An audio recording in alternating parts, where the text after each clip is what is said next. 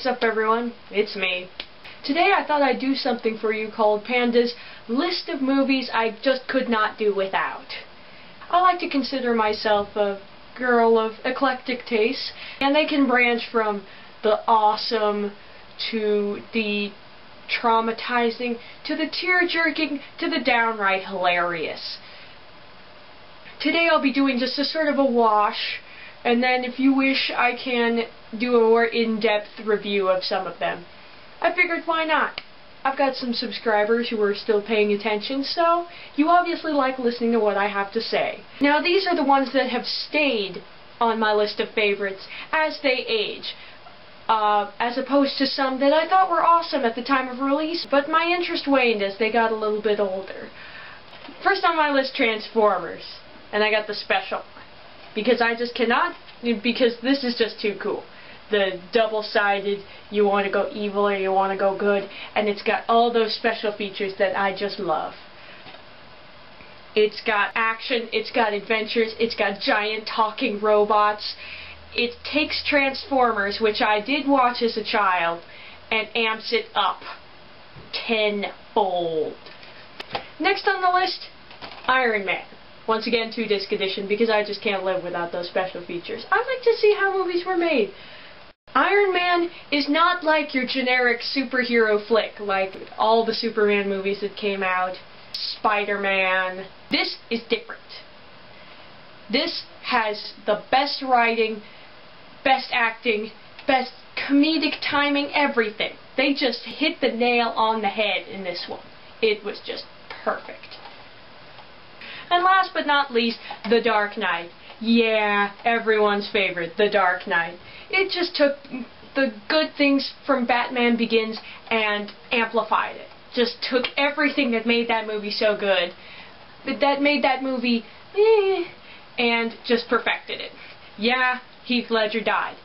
Get over it. What a great performance that was. Don't go because, oh, I'm paying homage to our beloved Heath Ledger. Go because it's a freaking awesome movie, people. Yeah, it was unfortunate that he died, but what a way to go out, man. That Joker was just amazing. I've seen the other Batmans. Christian Bale, he's got it down. I won't even talk about that Tim Burton thing. Oh, that was a horrible movie. Maggie Gyllenhaal, great Rachel, makes you wonder why they didn't cast her in the first one. Why did Rachel suddenly turn into a totally different woman? I don't know, but I liked her better. The group vids. Starting with Pirates. Of course, who doesn't like Pirates? It was just good. Now, honestly, yeah, this one had it down. When they started to continue them, they got kind of wonky. But still, good series. Very fun. Very unique. Who would have thought that they could take all that from a silly little animatronic Disney ride? Good stuff. Starship Troopers.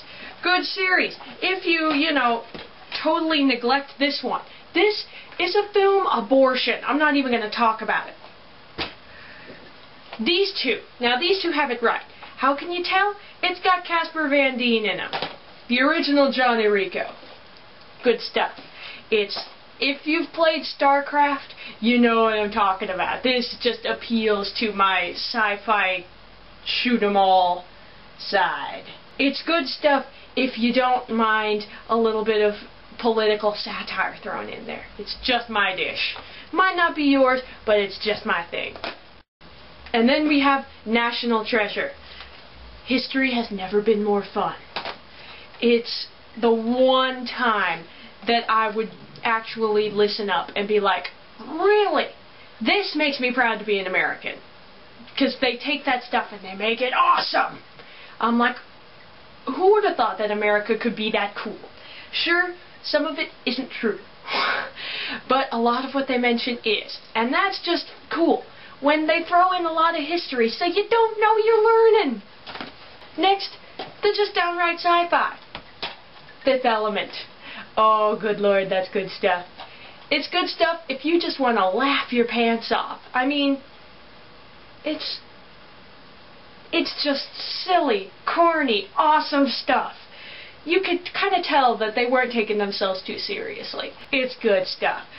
Bruce Willis, you do some pretty weird things, but I gotta admit, you made a good movie here. Hitchhikers. Now the British know comedy. I have not actually read the book series. This makes me want to, especially considering that there's like 2 more books to it. I hope they make more, and I hope it's the same company, because let's just face it, it's downright hilarious. Musicals. Let's admit it. There aren't that many good musicals made into film. I can only think of one exception where I didn't leave the theater going, ah, Sweeney Todd. Now, I admit, when I first heard that this was coming out, I was like, are you serious? What? No, but that cast isn't... It's a musical.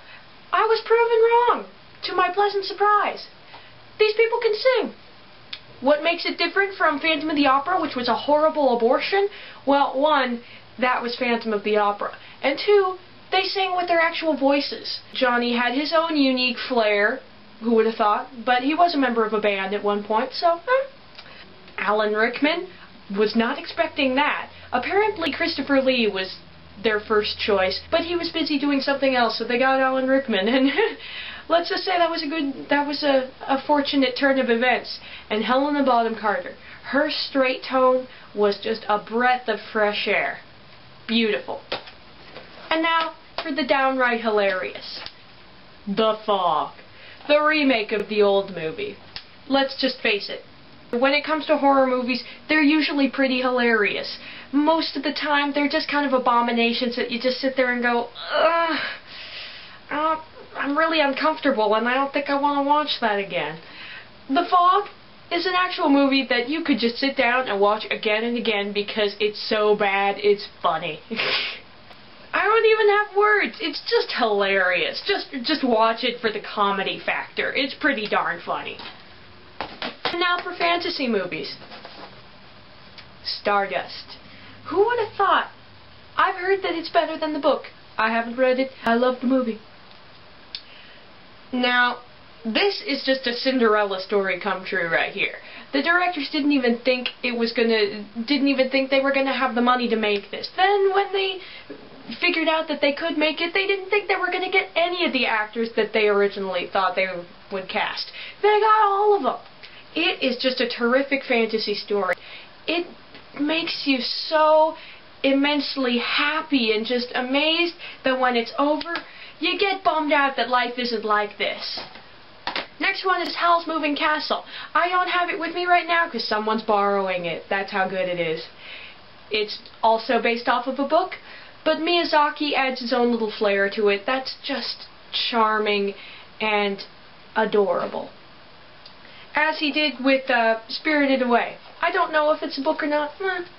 It might just be his own unique thing. He does that a lot. Spirited Away, another good fantasy movie. The story is just so unique and entrenched in Japanese folklore.